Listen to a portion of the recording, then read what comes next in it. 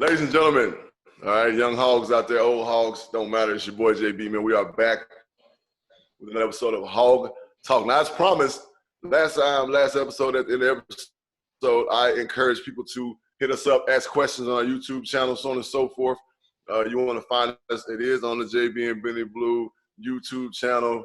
Hit that like button, subscribe. You can see our podcast there. You can catch more episodes of Hog Talk. We do have a question today, right? Now, the question comes from 100K, right? I guess that's his name on YouTube. All right, the question goes as this. My coach makes me get into a two-point stance, and it's hard to explode in and off the run, basically off the run game. Any lineman tips? Young buck, you're going to have to work on your stance, right? And young lineman, you have to understand that you got to find a stance that you can be comfortable in for running pass. Now, it's probably one of the hardest things to do for a young lineman because coaches always tell you, hey, don't give up the play with your stance. Well, here's a little tidbit. On first down, you can kind of even your stance out, all right? On second down, you can drop that right or left foot back, whichever one it is, a little further. And then on third down, hey, get it how you live, playboy. Getting the two-point stance that's going to service you best for pass. But try to find that even stance, especially if you're a guard. It's a whole lot easier to guard to have an even stance, you know what I'm saying, that perfect stance, drop foot, the tip of your drop foot and the midpoint of your up foot and all that stuff. But it's about finding that knee bend as well. Don't ever count out knee bend. You can always add more explosion by getting off in your stance a little bit. And also don't be scared to have a little bit of forward lean in your stance. You also have to make sure that you mentally put weight on your feet, right? You can't show it, and you can't favor one side or the other, right? You got to be able to put that weight on your feet mentally, whichever way the opposite you're going. You got to be able to put that weight on that foot mentally. So 100K, I hope I answered your question, man. Good luck to you this season. Wish you all the best, young hog. All right, do your thing. All right, we're rolling. Let's get going. Hog Talk. Now we got some Saints versus, what is this, the Buccaneers, all right?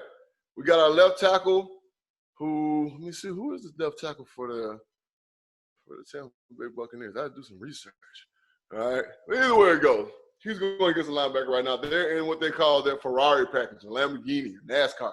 They got 4 linebacker type, small defensive end type. So the defensive ends are inside, the outside line, the linebackers who are probably the starting middle linebacker and outside linebacker outside, and they're trying to get a rush by speed.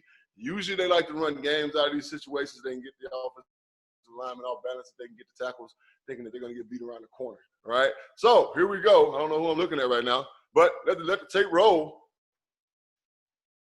Ah, there he is. Oh, running back. Oh, God. First of all, I'm running back. See, can we stop it? Right there.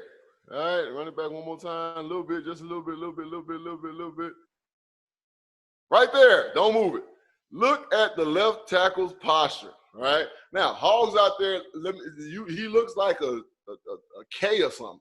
Right. All of his weight is on his back foot. That's a no-no. All right. That is a no-no.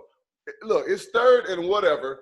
All right. At this point, you ain't fooling nobody in the stadium. All right, we got to have weight on our inside leg, okay? We have to be 60, 40, 70, 30, whatever you want to call it, but that weight has to be on your inside leg.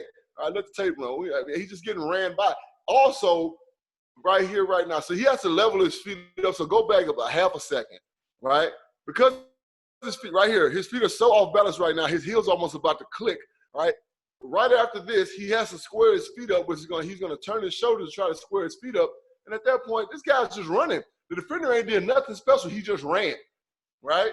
He just ran. So the tackle went somewhere between a vertical set and a sink set, or it's just a bad set. I put it like that. It's a really bad set. You're not going to win like that. Bottom line, point blank, period. Let it run so we can just see the end result. Nothing, right? Nothing. Now you get the old man.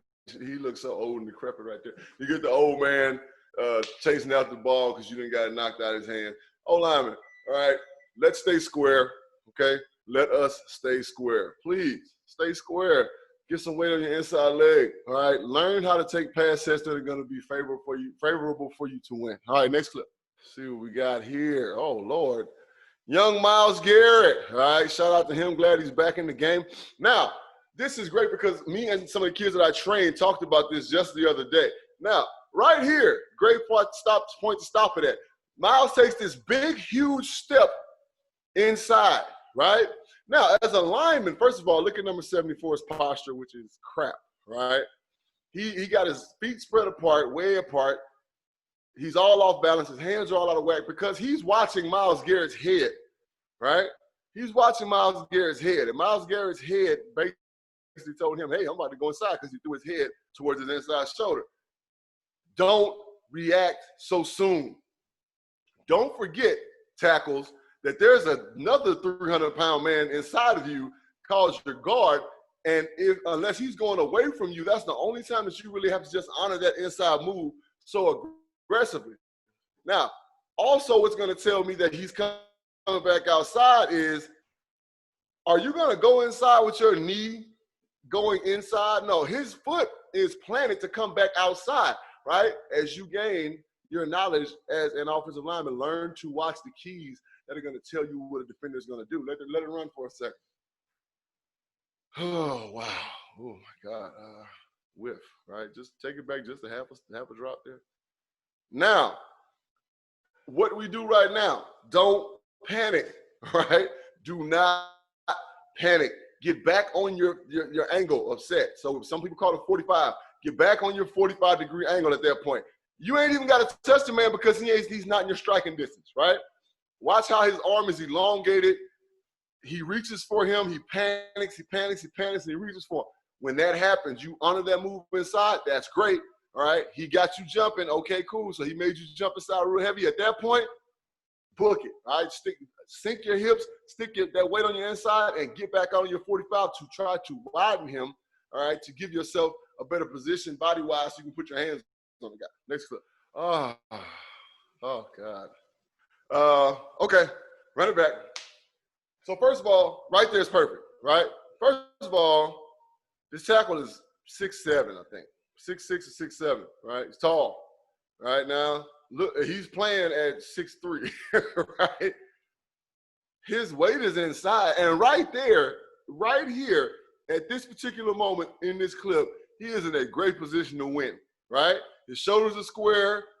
He technically has Bosa cut in half, right? He does have presence with the running back, right? So Bosa's not going to attack him outside shoulder-wise. There's another thing you have to understand as an offensive lineman. Know where your help is at because your help is going to dictate the rush of the defensive lineman, especially the defensive end. Know where your help is coming from. This tackle forgot where his help was coming from, all right? Because Bosa saw that running back, and he don't want to get his damn ribs knocked off, so he turned it right into a bull. Also, the reason why Bosa turned into a bull is because the tackle showed him his numbers, all right? Good defenders are taught that as soon as you see a tackle's numbers, you put two hands in his chest and drive him backwards and base your move off of power. All right, let it run just a little bit. Run it back just a tad. Right there. Now, Bosa, being the experienced D-lineman he is, all right, he had a hell of a D-line coach at his alma mater, the University of Ohio State University, and he has a good defensive line coach right now in the league. Taught him well. This tackle, high, turns his shoulders, look at his feet, his heels are almost clicking, all right? You have to stay square. Tackle, stay square as long as possible to give yourself the best chance to win. If this tackle would have stayed square, I promise you, Bosa would have had to stop his feet because he thought that he was going to get chipped by the running back, and then he would have based his move off power with your square shoulders. You'd have fared a whole lot better, tackle. Next clip. J.J. Watt. Running back. Now, 78. Congratulations. You're taking a very successful set against a hell of a defender, all right? Now, that's a large man, number 78, right? Let's be completely honest. That is a mountain of a man. So you're telling me out there, Hogs, if he don't stay square right here, if he stays square right here, J.J. Watt has any chance to beat him? No, he doesn't, right? He has no chance to beat this man if he stays exactly how he is right now. And there's no reason for him to turn his shoulders. None. There's no reason. Right now, he is totally in control of this block. Young offensive linemen, don't panic. Let it run for a half a second. Right now, we are still in a decent position to win. Now, one thing I do not like, all right, his right hand is down, right? So now, instead of his punch going as a Bruce Lee jab, 6-inch punch, now he has to bring his hand up and push out, which can make you overextend, right? That motion going up and out will make you overextend, all right? You're supposed to be able, as lineman, to punch from any platform, just like a boxer. He punches with his lead hand, he jabs, and it doesn't move his body one bit. He throws it from his shoulder to the tip of the person's body or face, right? So we need to be able to throw those punches to be successful. Let's see what he does. Another half a tick. Heels clicked. Tried to two-hand punch him. He panicked, right? Worst part about the whole situation, he turned his shoulders to punch. Why turn your shoulders? Why? Why? Lower your hips. Put your hands where they're supposed to be. It doesn't have to be a knockout punch, right? Because when we try to throw knockout punches, usually we end up in the position that this young man is in right now. All right, J.J. Watt, being the veteran that he is, uses him as a level board. Let it run a half a tick. Boom. Now, this guy's all off balance. I saw this clip one time before. I don't know how it's going to end. I don't know exactly what move J.J. is going to do to get back in there, but I'm almost certain that he's going to shove him out the way and he's going to go underneath. Let it run. Oh, he didn't even do that. The guy basically turned into a turnstile, right?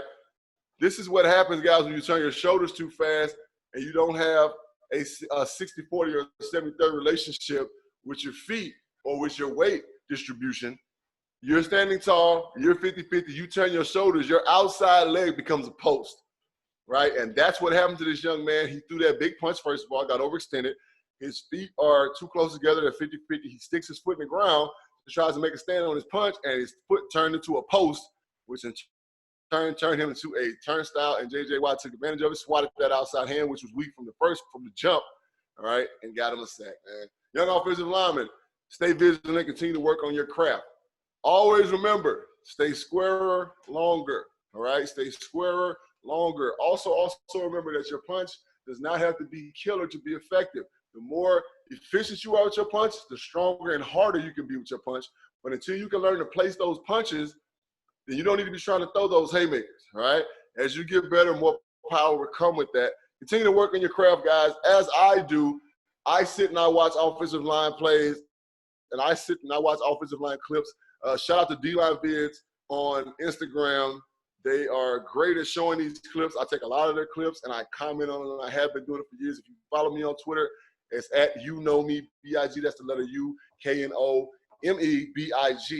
Follow me, and I will break down in words clips like this. Also, we do the Hog Talk. Hey, follow us on our YouTube channel. This is JB and Benny Blue. Like, subscribe. If you have any questions, coaches, players, holler at me as we did in the beginning of this episode. I will answer that question to the best of my knowledge. I appreciate you guys for rocking with me. Go Hogs.